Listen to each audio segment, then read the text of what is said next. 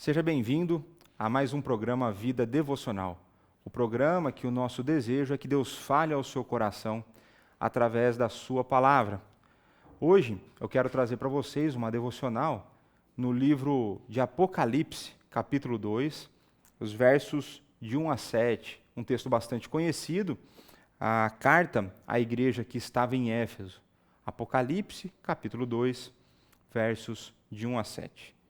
Então está escrito assim na palavra do Senhor: Ao anjo da igreja em Éfeso escreve: Estas coisas diz aquele que conserva na mão direita as 7 estrelas e que anda no meio dos 7 candeeiros de ouro. Conheço as tuas obras, tanto o teu labor como a tua perseverança, e que não podes suportar homens maus, e que puseste à prova os que a si mesmos se declaram apóstolos e não são, e os achaste mentirosos. E tens perseverança, e suportastes provas por causa do meu nome, e não te deixaste esmorecer. Tenho, porém, contra ti que abandonaste o teu primeiro amor. Lembra-te, pois, de onde caíste, arrepende-te e volta à prática das primeiras obras. E, se não, venho a ti e moverei do seu lugar o teu candeeiro, caso não te arrependas.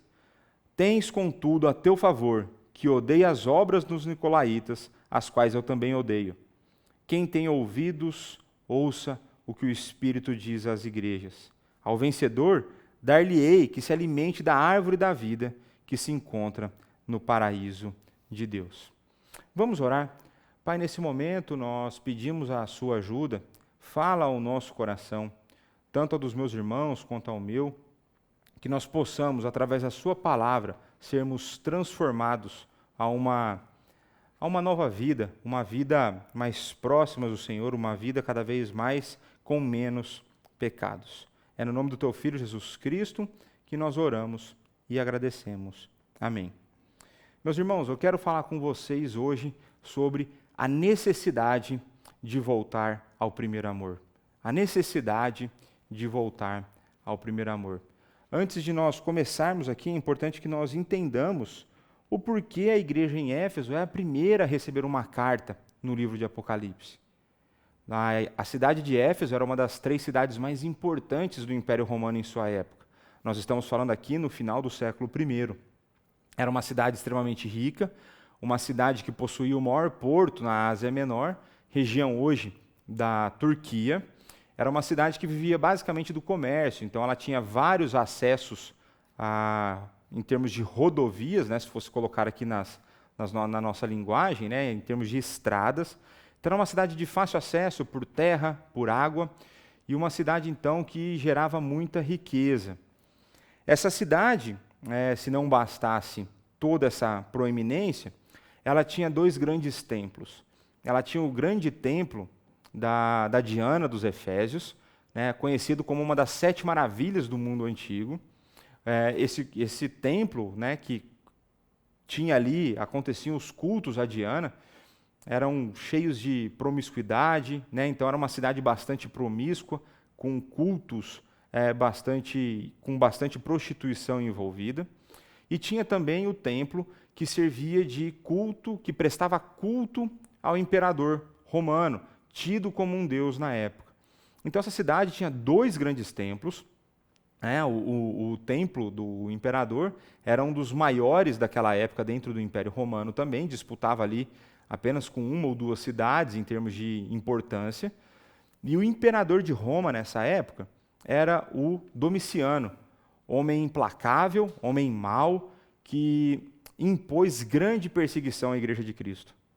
Então, nessa época de Domiciano, muitos cristãos foram martirizados em arenas, muitos cristãos tiveram que fugir, prezando pela sua vida, e o próprio apóstolo João, que está escrevendo a carta de Apocalipse, o livro de Apocalipse, melhor dizendo, ele estava exilado na ilha de Patmos, já em idade avançada, né, fim do século I, ele já estava exilado por conta do nome de Cristo. Então isso eu falei a importância da cidade de Éfeso, mas eu não falei do porquê a igreja ser a primeira a receber a carta. A igreja que estava em Éfeso, ela foi plantada pelo apóstolo Paulo. Isso está relatado no capítulo 19 do livro de Atos. Então nós vemos ali Paulo, foi a cidade que Paulo passou, que o Paulo mais ficou, né? Então foi uma cidade que Paulo ficou 3 anos trabalhando na plantação dessa igreja.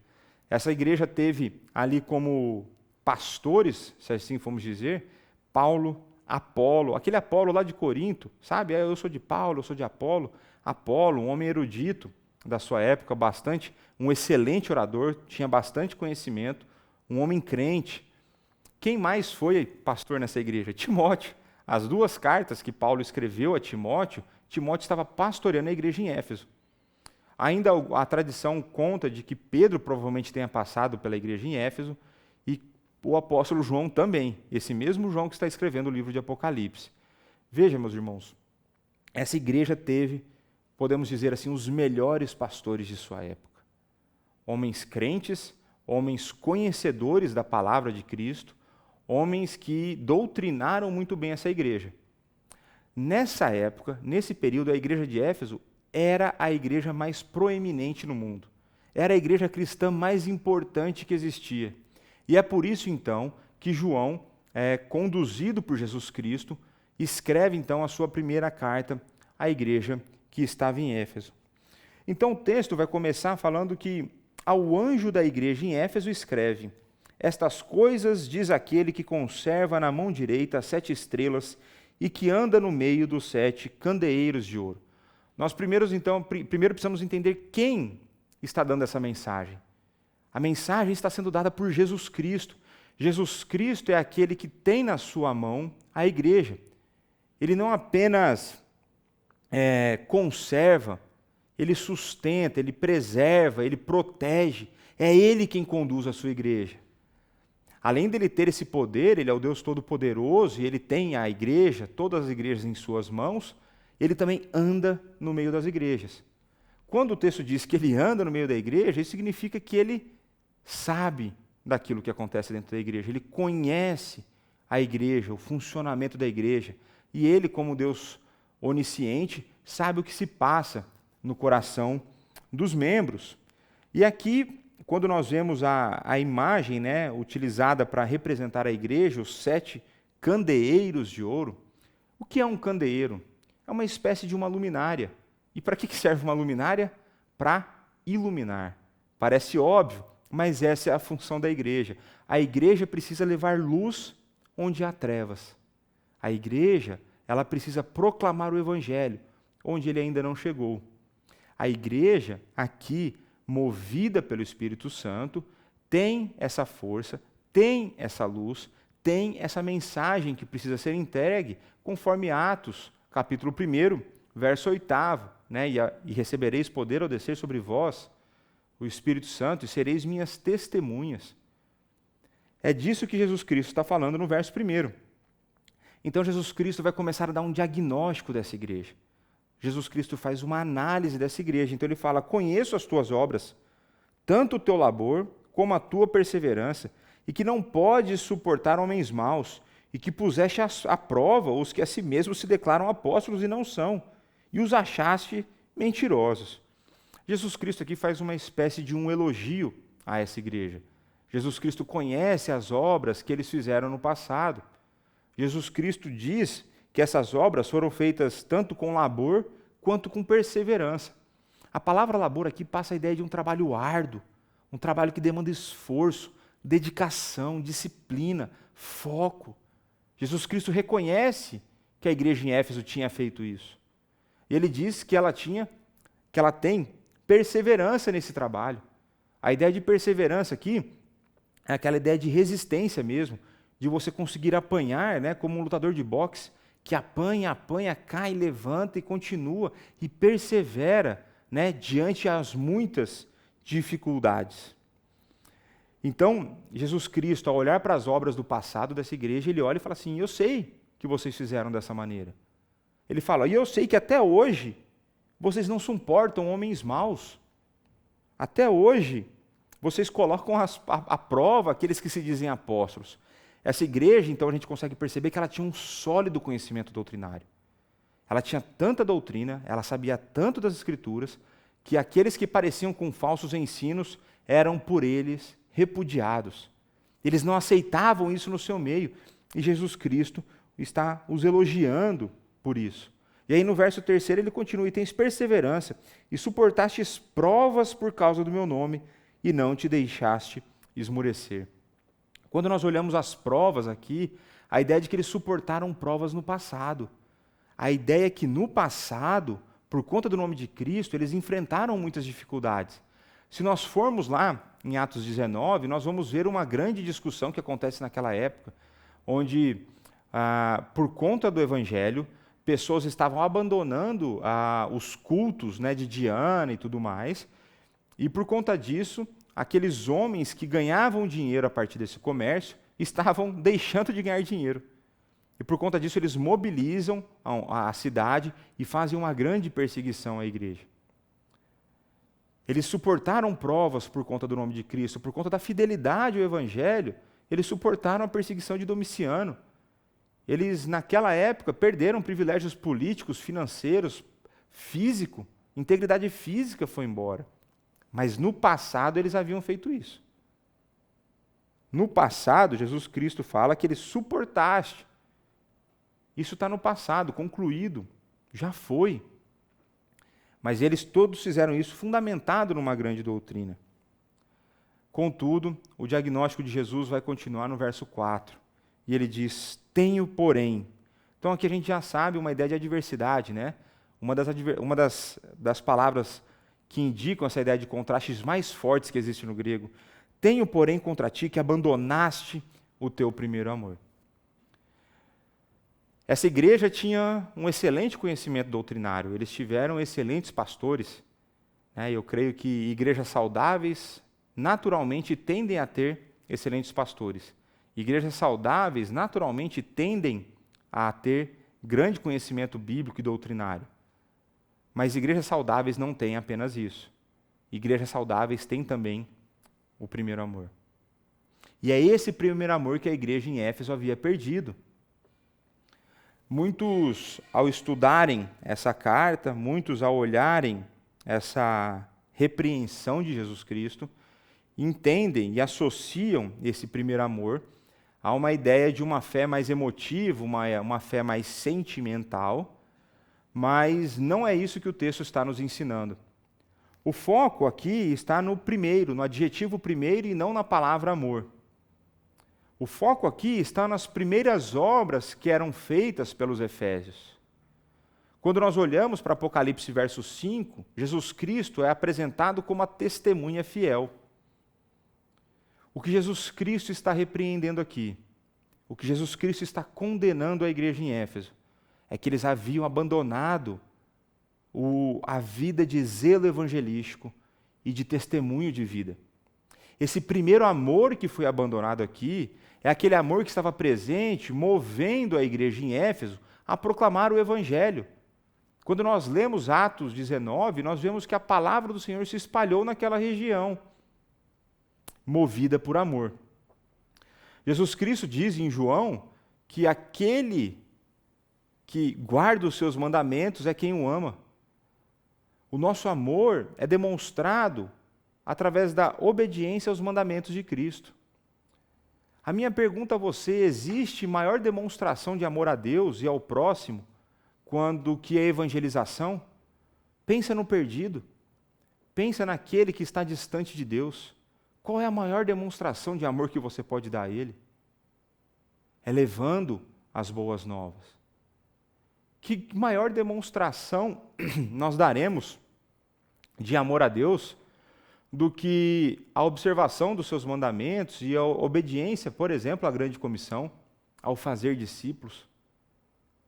A igreja em Éfeso havia perdido o seu zelo com o testemunho, tanto na fala quanto na vida. É por isso que eles não estavam mais suportando provações por conta do nome de Cristo. A perseguição continuava. É provável que, pelo custo da obediência, eles tenham esmorecido.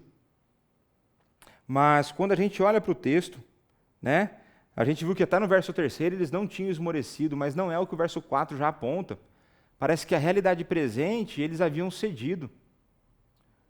A perda do primeiro amor é quando nós perdemos, então, esse zelo, esse ardor evangelístico. Quando nós perdemos o primeiro amor, que Jesus Cristo está falando, é que nós deixamos de testemunhar dele, nós deixamos de viver uma vida digna do Evangelho, nós deixamos de testemunhar com a nossa vida, nós nos conformamos com o presente século. E aí Jesus Cristo vai falar um chamado ao arrependimento. Jesus Cristo então agora aponta, ele fala, você está errando nisso, vocês perderam o primeiro amor. Então no verso seguinte ele fala assim, lembra-te, pois, de onde caístes, arrepende-te e volta à prática das primeiras obras. Então a primeira coisa, Jesus Cristo dá uma ordem, lembra-te, e essa ordem está aqui na ideia do presente, no momento, naquela hora. Continue a se lembrar de onde você caiu. Você caiu lá no passado, e essa queda está trazendo consequências para o tempo presente. Quando você se lembrar de onde você caiu, arrepende-te. Essa é uma outra ordem de Jesus Cristo. O cristão, ele não tem motivo para postergar o seu arrependimento. Uma vez que o seu pecado está identificado, é necessário que ele se arrependa de imediato. E é essa a ordem que Jesus Cristo está dando aqui. Lembra-te de onde caíste, arrepende-te e volta à prática das boas obras, das primeiras obras. Essas obras são as que a gente já citou aqui anteriormente. Essas obras estão relacionadas à pregação do Evangelho, ao zelo com a vida de testemunho, ao falar do amor de Cristo, ao pregar o Evangelho, as boas novas. É pregar àqueles que estão perdidos que eles precisam se arrepender e reconhecer Jesus Cristo como Senhor e Salvador. É essa a prática. Depois leia com cuidado, com carinho, Atos 19. São aquelas obras relatadas em Atos 19 que Jesus Cristo está então aqui pedindo, ordenando que a igreja em Éfeso voltasse a praticar, porque conhecimento eles tinham. Então Jesus Cristo chama ao arrependimento e ele dá um ultimato. E ele diz, e se não, venho a ti e moverei do seu lugar o teu candeeiro, caso não te arrependas. O que Jesus Cristo está dizendo é o seguinte, se vocês não se arrependerem, se vocês não voltarem à prática das antigas obras, eu removerei, eu moverei o Espírito Santo dessa igreja. A igreja que deveria iluminar não ilumina mais, ela não precisa mais da força motriz, que é o Espírito Santo. É o Espírito quem nos conduz na obra evangelística. É o Espírito quem nos conduz no cumprimento da grande comissão. É o Espírito quem nos conduz na obra missionária. Uma vez que a igreja abandona o primeiro amor, uma vez que a igreja não se arrepende disso, ela assina o seu atestado de óbito. Toda igreja que não evangeliza, todo crente que não evangeliza, ele está fadado ao fracasso espiritual. E é isso que Jesus Cristo está falando.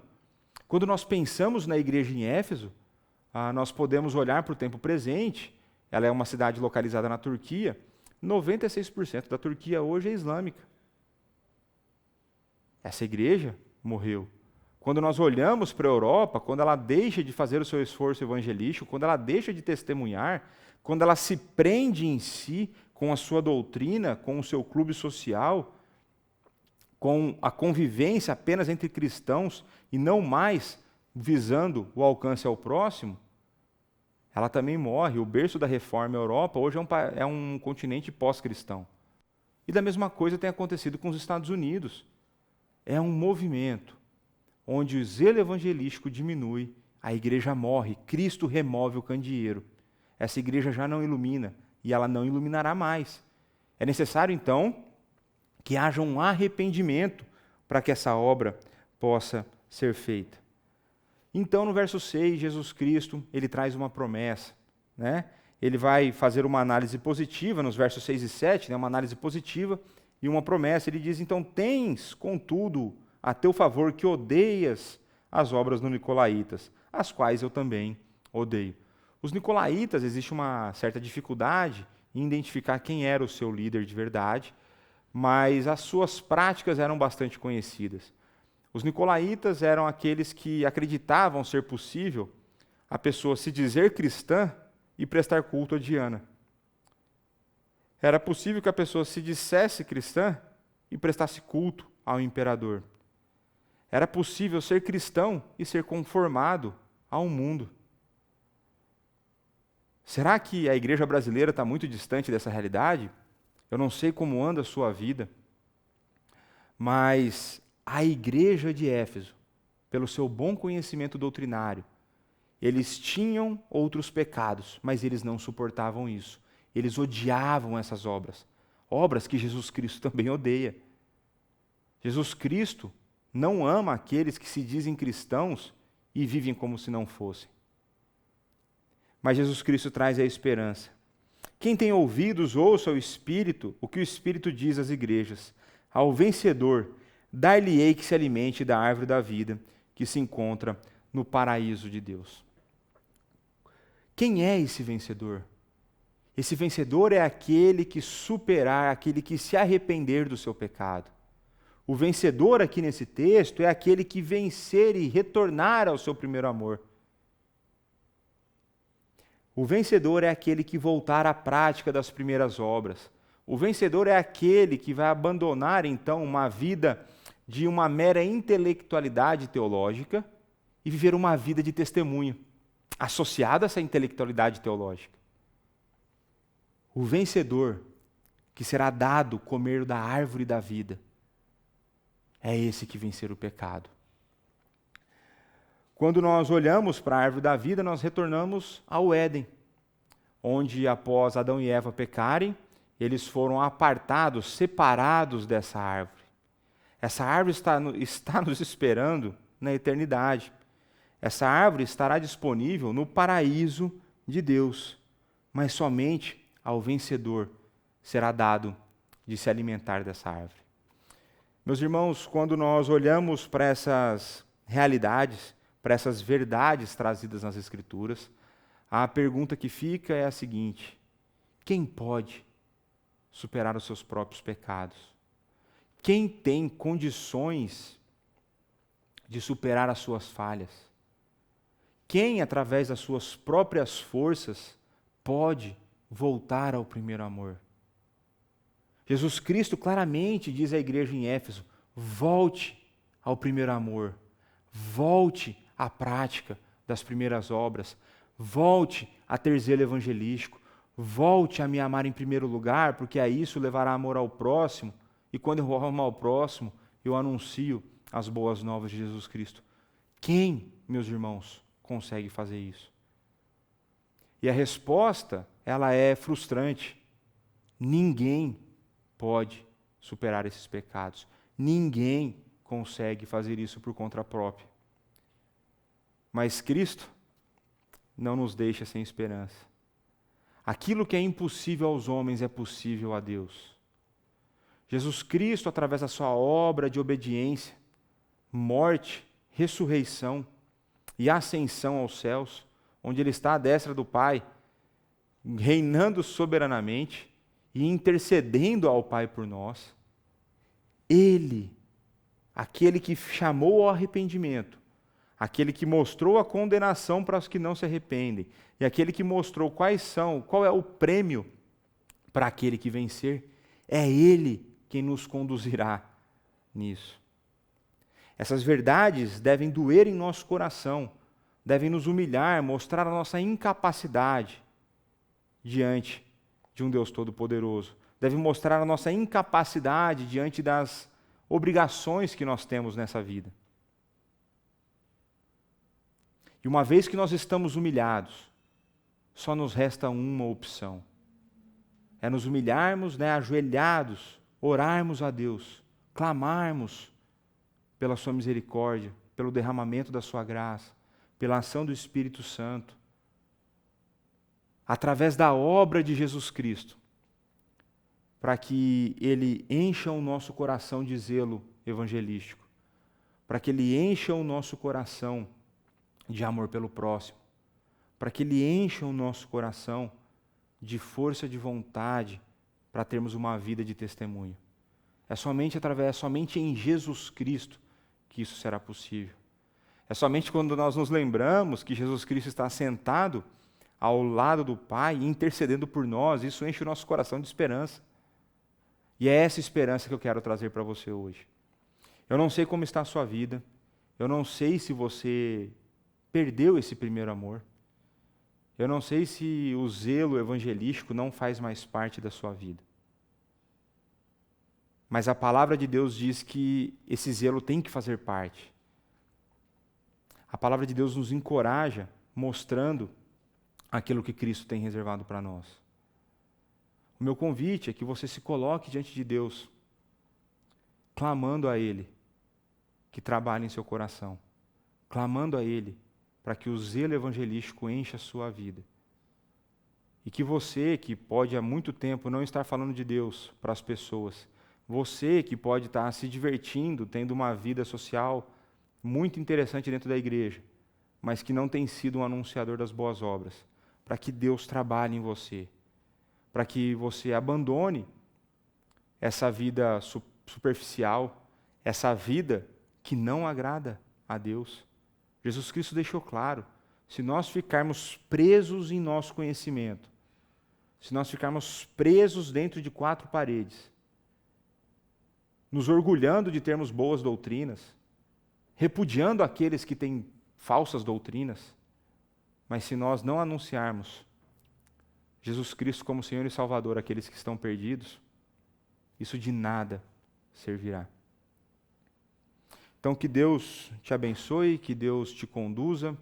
Eu quero fazer mais uma oração com você, para que Deus continue nos fortalecendo, continue nos conduzindo e nos levando a uma vida de zelo evangelístico, uma vida que testemunhe do nosso Senhor e Salvador Jesus Cristo.